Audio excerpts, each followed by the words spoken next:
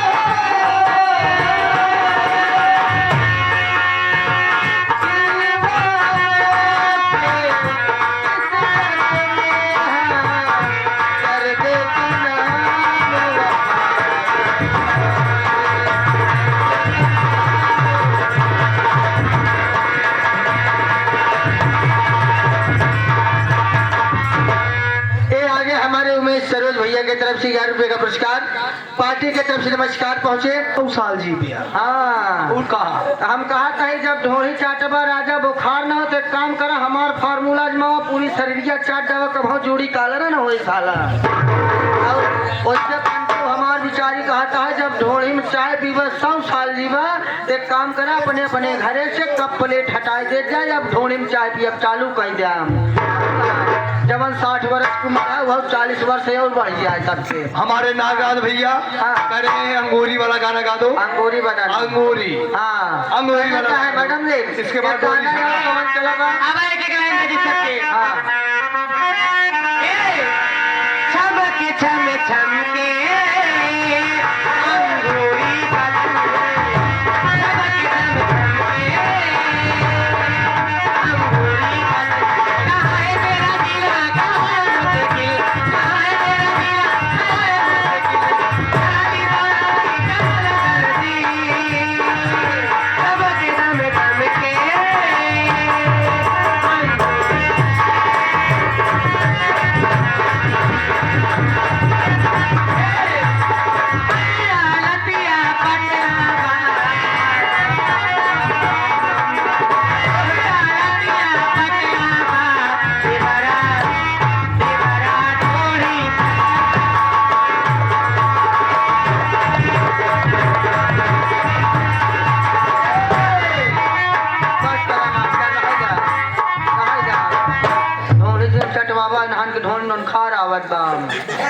नहाए ना रहे खाता ही आई हम ना समझता ही लाल लाल खून निकलत बा कारे थोड़े।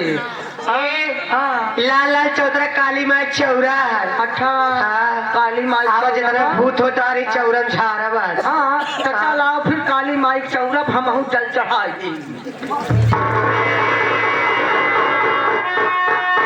जगाड़ू जल चढ़ाई पक्की धान कमाए कहा जाए काली माई की चौरा तो काली माई की चौरा हम अगरबत्ती खोज के जल चढ़ाते हो करे बात।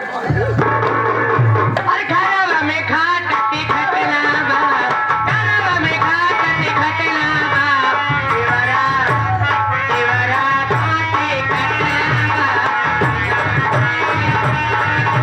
पतिया लाया पतिया लाया देवरा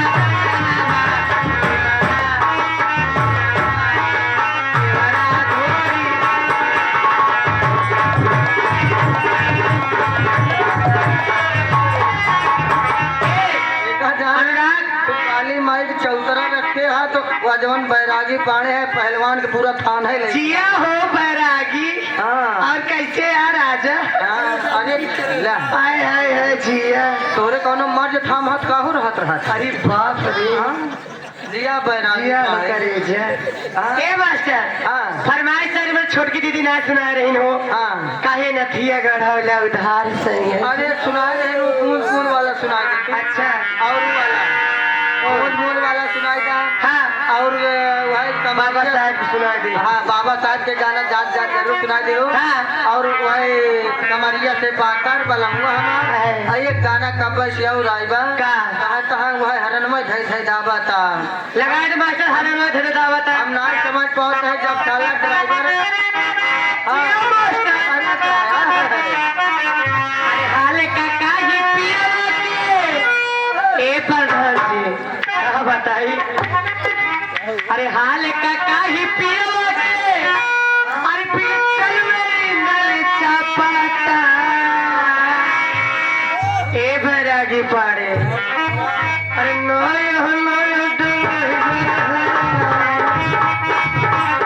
प्रधान जी तोहार माछो अरे नोय हो नोय डोलो ही बरहा हरना में भाई भाई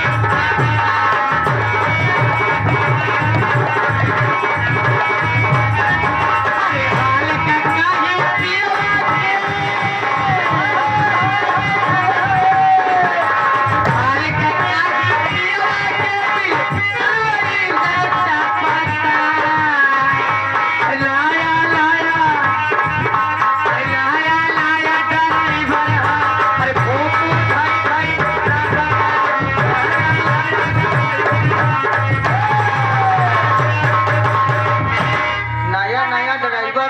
फरमाई दावत हमका लागत वो साला ड्राइवर आँखी कान्हर रहा जवन गिर नहीं पावत रहन हर नहीं दाबे पड़ा रहा हम पाओ।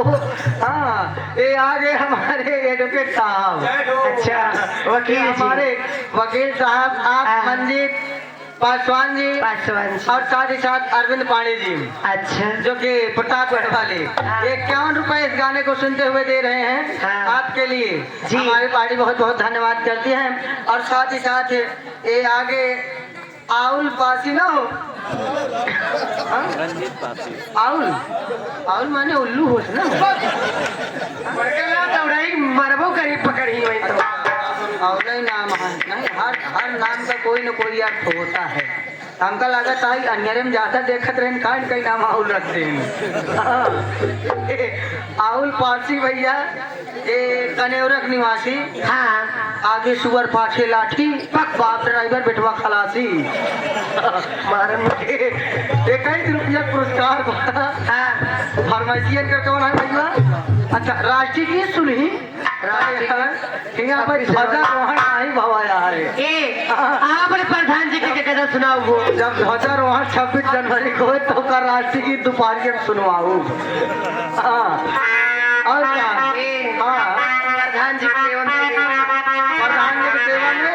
लेकिन मैडम जी इसी के साथ में एक बाबा साहब का गाना भी सुना दीजिएगा जाते जाते।